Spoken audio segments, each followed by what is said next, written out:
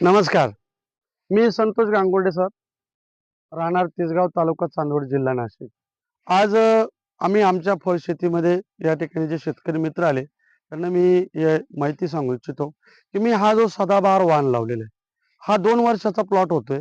या 2 वर्षाच्या प्लॉटमध्ये मी या सदाबहार पेरूमध्ये 2-2 फुटावर पेरूचं झाड लावलेलं आहे. याच्यामध्ये मी मिश्र फळबाग करण्यासाठी माझ्या शेतामध्ये इतर झाडांची पण लागवड केली. जर आपण पाहिलं तर हा 12 महिने उत्पादन देणारा आणि 2-2 फुटावर येणारा, 4थ्या-5व्या महिन्यापासून याला आपण माल पकडायला सुरुवात करतो आणि वर्षभर याच्यावर आपण माल घेऊ शकतो. त्याच्यासाठी आपण सेंद्रिय पद्धतीचा वापर केलेला आहे. तर इथं वीड टाकलंय. याला आपण जे काही रासायनिक खतं ते पूर्णपणे बंद केले आणि सेंद्रिय शेतीवरच ही शेती केलेली. 2-2 फुटावर हे फळ येतं. तर या पेरूचं वैशिष्ट्य असं आहे, याला आपण स्टॉप आणि गो पद्धत वापरतो. स्टॉप आणि गो पद्धत म्हणजे काय? याला आपण आता इथं कट केलंय. कट केलं की याला 2 फांद्या येतात आणि 2 फांद्याला की याला लगेच कळ्या आणि फुलं यायला सुरुवात होते.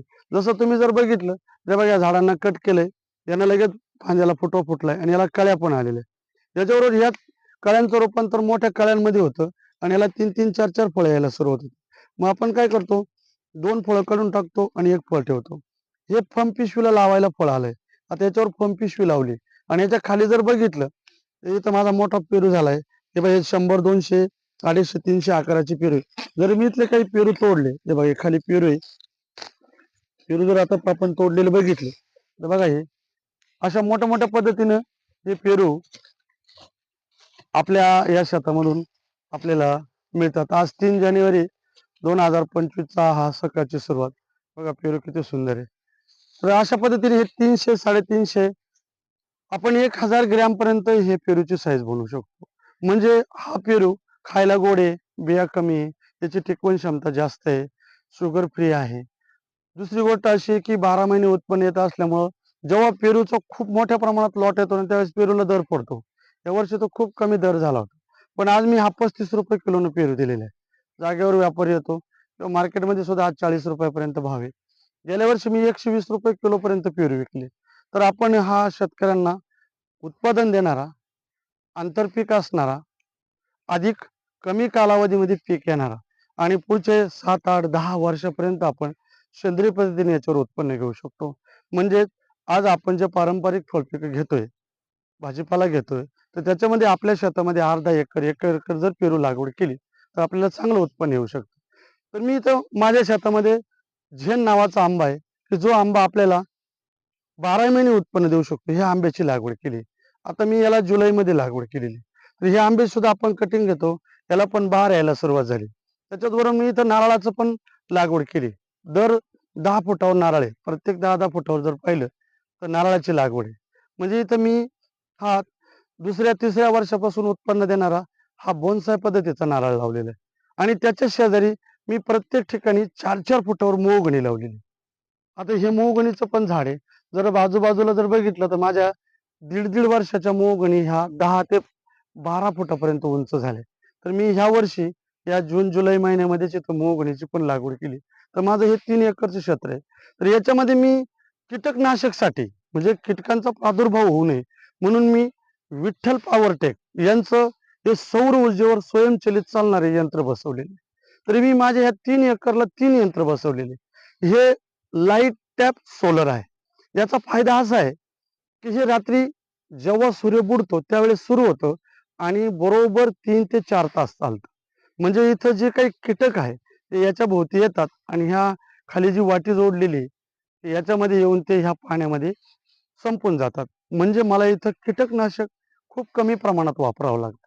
याचा फायदा मला असा झाला, की हे लाईट सौर ऊर्जेवर चालत असल्यामुळं दुसरी गोष्ट रात्री 3 ते 4च तास चालतं. म्हणजे जे शत्रू कीटक आहे, ते ह्या कालावधीमध्ये येऊन ह्या पाण्यामध्ये पडतात आणि मरतात. आणि त्याच्यानंतर जे काही मित्र कीटक आहे, हे तसेच शिल्लक राहतात. त्यांना कुठल्याही प्रकारची इजा होत नाही. हे ऑटोमॅटिक बंद होतं. म्हणजेच हे याला त्यांनी सिस्टम अशी दिलेली, की हे रात्रीचं जेव्हा गरज असेल तेव्हा चालू होतं. 3 ते 4 तास चालतं. त्याच्यामुळं माझ्या फवारण्या कमी झाल्या. मला ज्या दर 15 दिवसाला फवारण्या लागायच्या, आता मी कधी-कधी महिन्यातून 1च फवारणी घेतो. म्हणजे मला कीटकनाशक 100% याची बचत झाली. मी जो माझा सेंद्रिय पद्धतीने फळपीक केलेलं आहे, अति घनदाट लागवड केलेले पेरूचं फळ आहे. तर याला मला जास्त मोठं करायचं नाही. मी याला काय करतो, स्टॉप आणि गो पद्धत वापरतो. म्हणजे माझ्या शेतामध्ये मी जो आंबा आहे, नारळ आहे, मोहगणी आहे. मोहगणी उंच जाणार, हे स्काय फार्मिंग आहे. त्याचा प्रादुर्भाव होत नाही. नारळाची उंची 10 ते 15 फूट असणार आहे. आंबा 7 ते 8 फूट असणार आहे आणि पेरू माझा 4 ते 5 फूट असणार आहे. म्हणजे इथं मी मजल्याची शेती केली.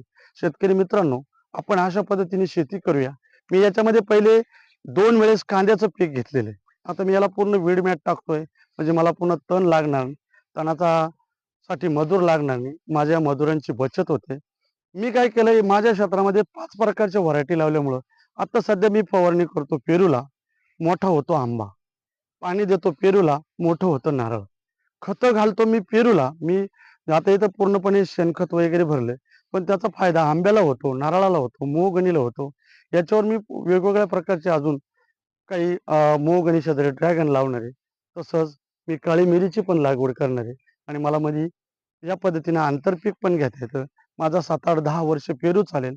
नंतर आंब्याला दर महिन्याला, दर वर्षाला 12ही महिने आंबे येत असल्यामुळं, वर्षभर त्याला फळ येत असल्यामुळं, पेरूला पण वर्षभर फळ येत असल्यामुळं, मला याचा ज्यावेळेस मार्केटमध्ये ही फळं कमी असतात, तेव्हा खूप चांगले पैसे होतात.